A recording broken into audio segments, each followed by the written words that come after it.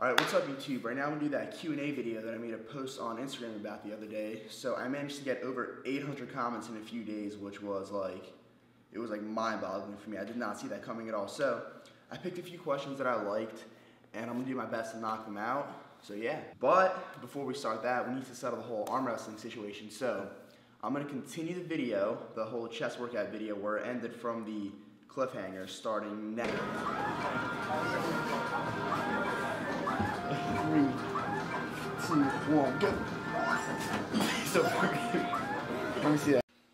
So as you see, we didn't actually end up going against each other right there. It was basically a setup cliffhanger because while me and him were eating at Denny's, we were contemplating how should I end this video, and all of a sudden the idea hit me that wow, we should just literally pretend like we're about to arm wrestle, and then the video just cuts. It's a cliffhanger. Oh my god, like what's gonna happen? Who won? Right? So we ended up doing that. So we didn't actually go then, but here's us actually going for real. This straight, our things here have to be flat backed, lined up. And James, you say ready, set, go. Ready, set, go. Are you putting pressure? I'm so scared. Fuck. You're putting pressure? I'm confused. Yeah. This is, I don't. Say ready, set, go. Okay, ready, set, go. Come on, you can do it. There you go.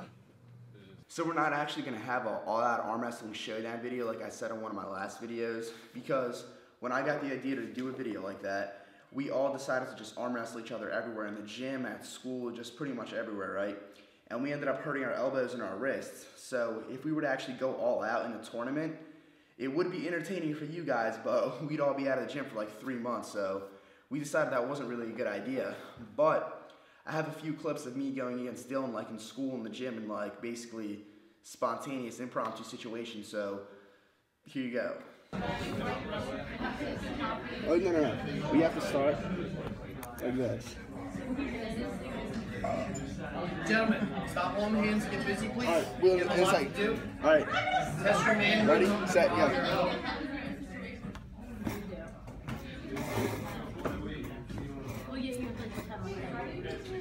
There's like nothing I can do.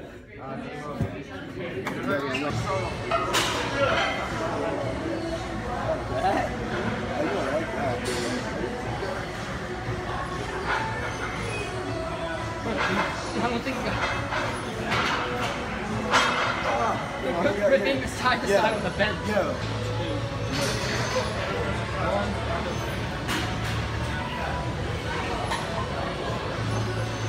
Oh!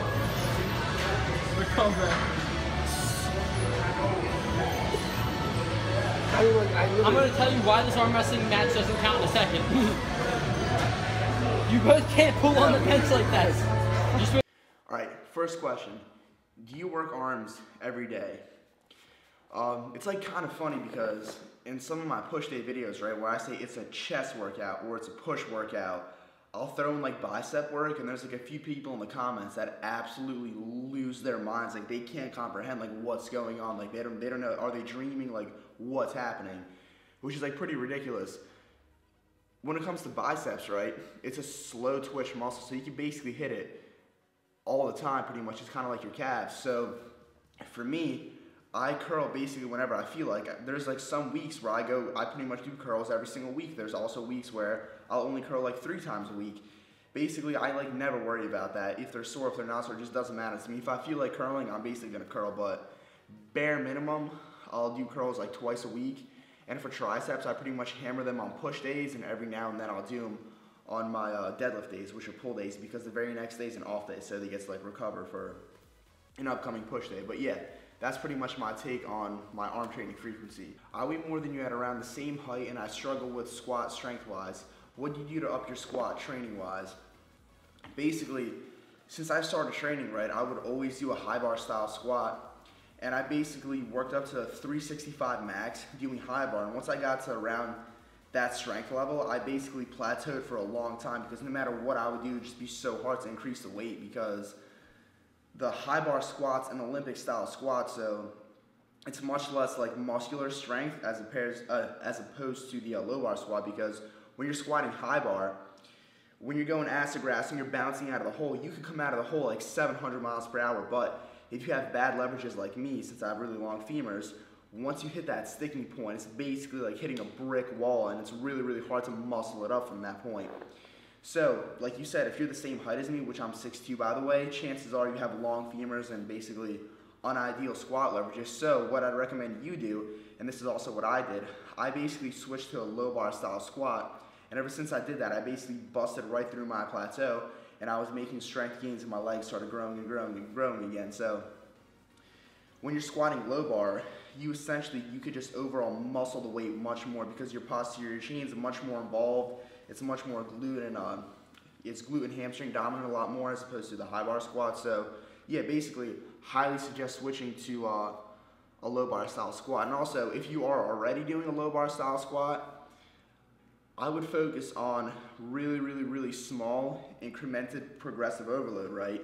Make sure when you're coming into your workouts, you're in good conditions, like you've slept enough, you're well rested, so you're able to achieve that very small amount of progressive overload, and over time that's going to build up and make your squat stronger. So it takes patience, it's going to take time. It took me a long time to squat 405, and 405 is by no means an impressive squat, and it took me forever to get there. So yeah, that's what I do if I were you. What's your plan for lifting? Do you plan on staying a powerlifter or becoming a bodybuilder?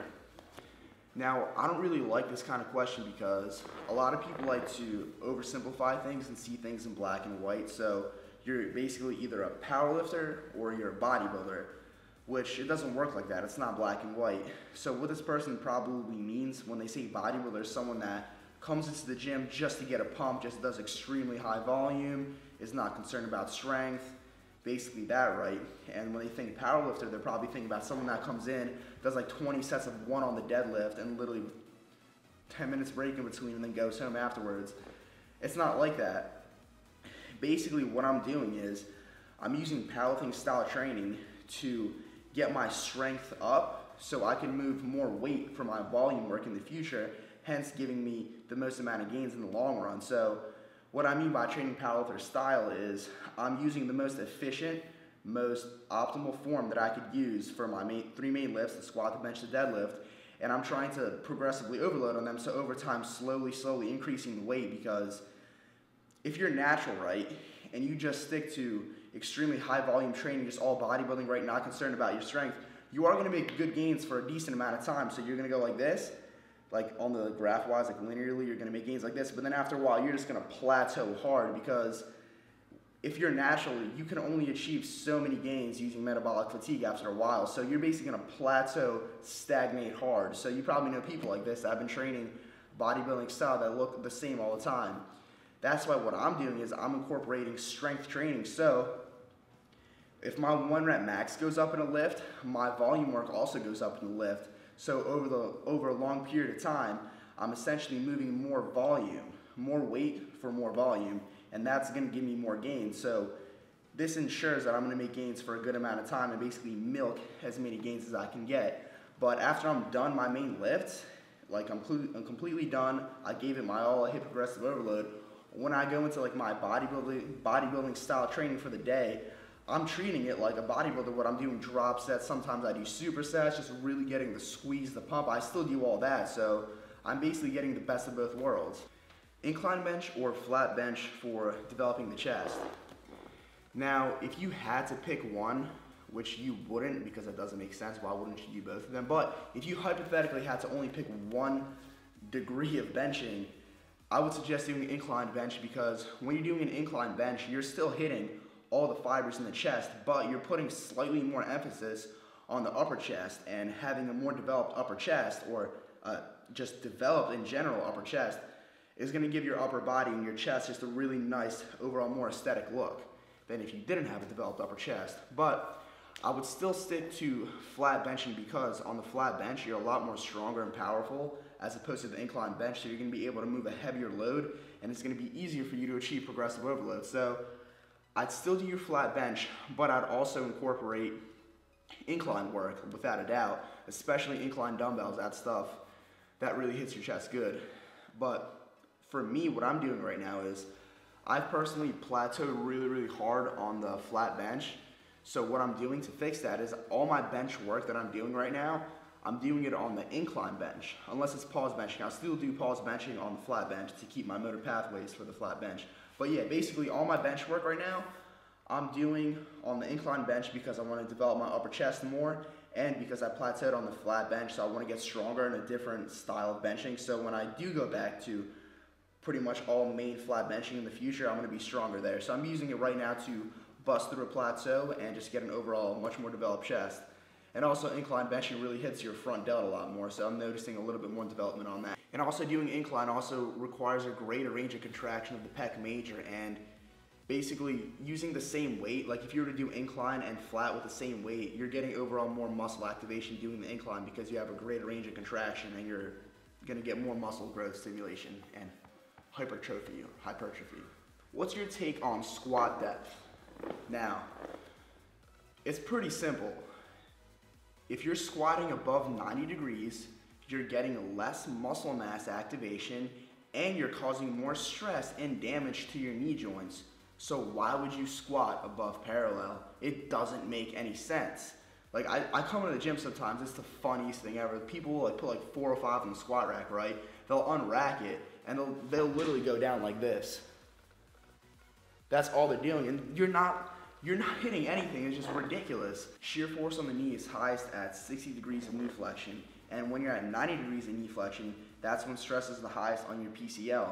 Now, if you go slightly below 90, like you're supposed to in a legitimate powerlifting federation, when the crease of your hip goes below the knee, when you're doing that, that's actually slightly below parallel, and that basically you're not getting any PCL issues from that.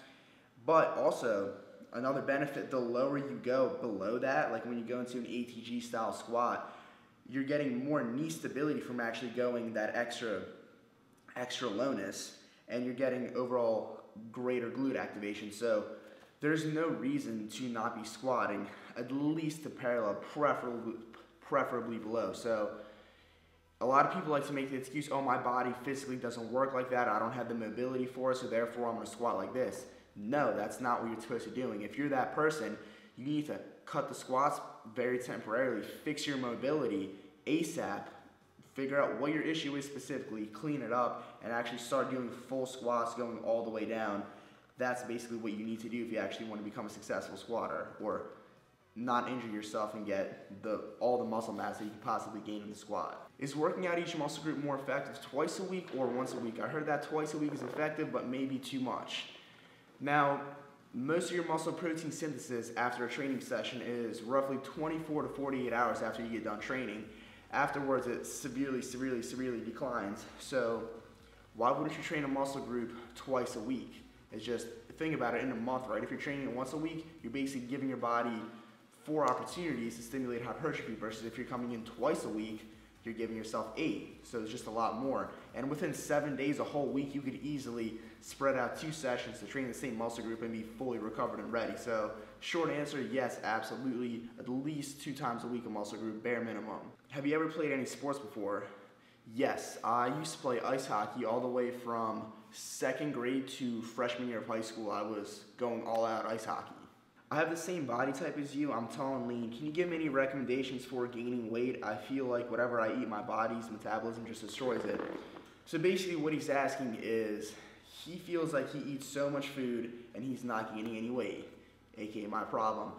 And there's a simple answer to that. You're eating X amount of food, right? And you're not gaining any weight. So gaining weight is basically like a math problem. You need to be putting in more calories than you are consuming. So you need to simply eat more calories. If X isn't enough, you have to increase it. Eat more food, and if you're not gaining weight, then you have to eat more food. It's as simple as that. There's no secrets, there's no magical remedies, you just need to eat more food. What time of day do you typically get to the gym, and does it affect your sleep? Ideally, what I'm trying to do lately is go to the gym directly after school, as soon as school's over, I have my gym bag with me, I have all my clothes, so I'll just drive straight to the gym, do my workout, come home, eat, homework, go to sleep. Now, when that doesn't happen, I unfortunately sometimes get home, I'll need to take a nap in order to train, and that makes me go to the gym a little bit later. And yes, that does affect my sleep. It's like a big snowball effect, and I'm doing my very best to avoid that, but there's some days, worst case scenario, I just can't go to the gym after school for whatever reason, and yeah, it does affect my sleep, but I try to minimize that as much as I can. What's your take on recovery time? How often? When do you take rest days? When my training's going well and I'm going 3 days on, 1 day off, and if I do that consistently for a long enough period of time, my body adapts to the training volume extremely, extremely well. And like in the summer when my training was ideal, I got up to the point where I could have an all out, like 6 by 10 deficit deadlift day, like literally all out. And the very next day, my lower back has 0 soreness and I'm 100% ready to squat. Like I could theoretically squat that day. So basically, yeah, when it comes to training like that, in that sense, if I train consistently for long enough and like build up basically my training volume, then yeah, I'm good to train whenever and I'm rarely sore. But in terms of how like rest times that I take in between my actual sets when I'm at the gym, when I'm doing my powerlifting movements, I'll take as much rest as I feel like I need, because for each set that I'm doing, it's pretty much a weight that's extremely, extremely difficult to me, and I need to be as well rested as I can to be able to finish the set. So when it comes to rest time in the gym, I'll rest as long as I feel like I need to, but when I'm doing like accessories, bodybuilding work, I'll typically speed that up. Are you considering a powerlifting meet? Sometime soon, maybe down the long run, I'll probably do a meet. I don't have any specific plans to it. I'm not gonna like stop my life and revolve it around a meet, but doing a meet would be something fun. That would be a cool YouTube video to do. It would be something exciting, something new for me. So yeah, maybe sometime soon down the long run, I'll probably do a meet. If you can make your perfect cheat meal, what would it be? Now, my whole life is basically a cheat meal. I'll eat whatever I want, whenever I want to eat it, as much of it as I possibly can. So there's never times where I really want to, there's never really times where I crave to eat a food, but not allow myself to eat it. I'll eat whatever I want, whenever I want. So basically cheat meals all the time. What are your tips for getting in more calories? What are your favorite bulking foods? Keep up the good work, my dude. Thank you. In terms of bulking foods, basically foods that are extremely calorically dense, preferably taste good, and have lots of fat. So I used to do this a while ago. I still occasionally do it. I'll get the most high-calorie bagels that I can find in like a local supermarket. I'll put Biscoff cookie spread on them, which is also really calorie dense. There's lots of sugar and fat, and I'll pound down as much as I can of those a day. What other calorie foods? Pasta with like fattening sauce that has a lot of calories in it.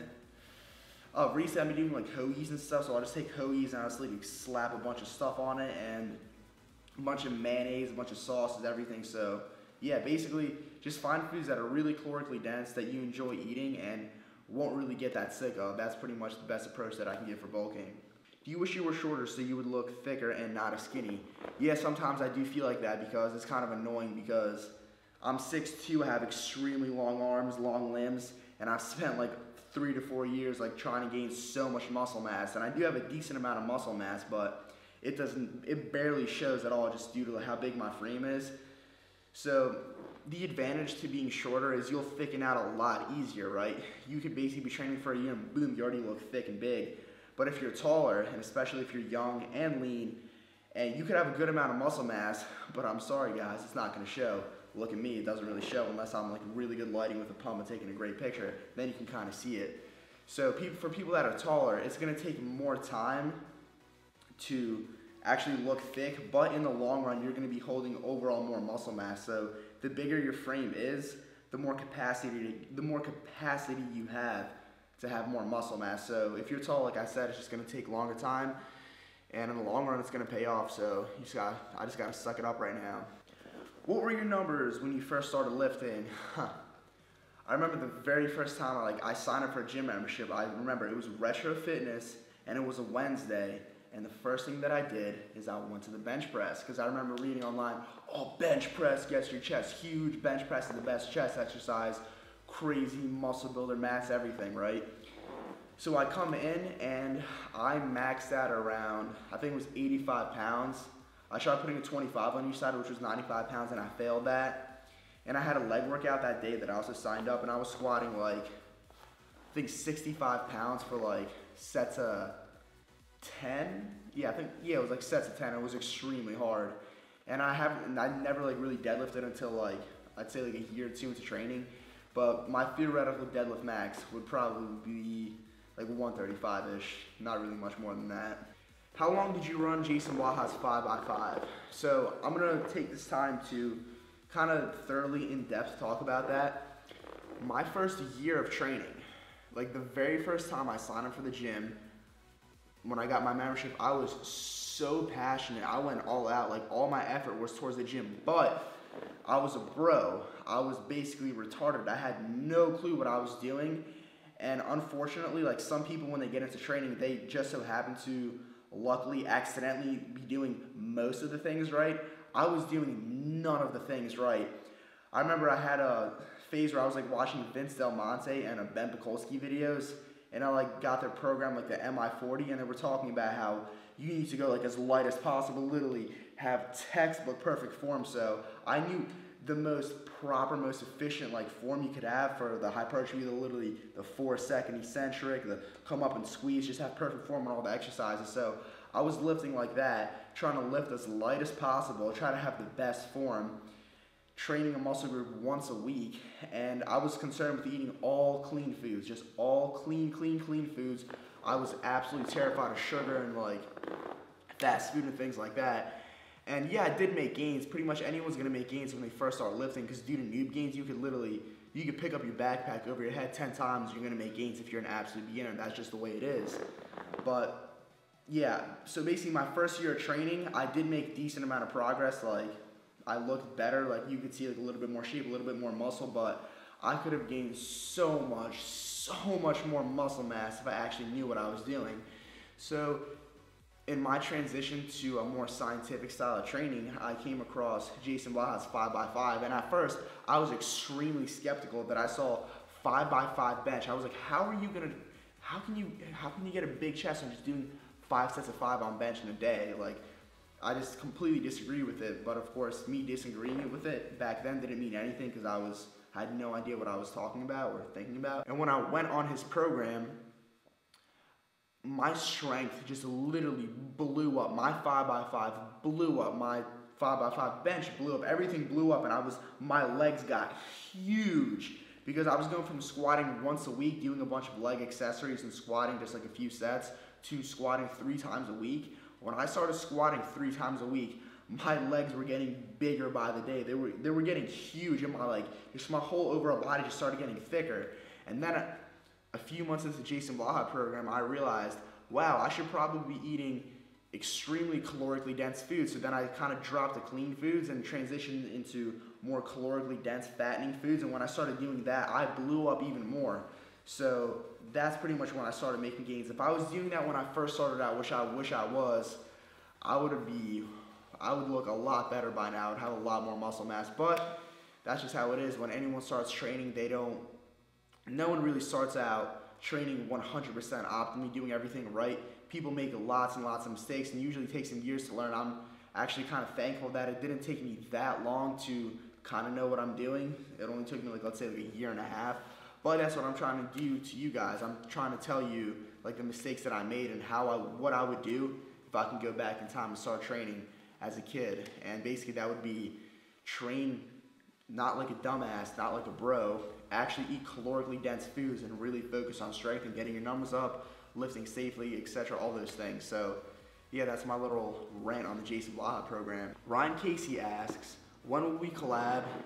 #Sears. It'll just happen. One day we're just gonna collab. You'll see. He also asks, do you see yourself becoming someone who works full-time in the fitness industry?